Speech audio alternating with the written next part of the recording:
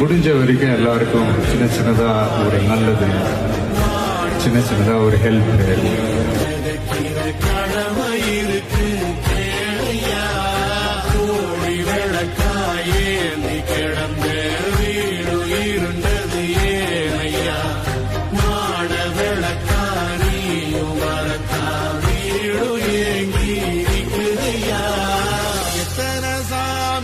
வந்ததையா இது எந்தெந்த சாமி தந்ததையா, எத்தனை பாட்ட சொன்னதையா.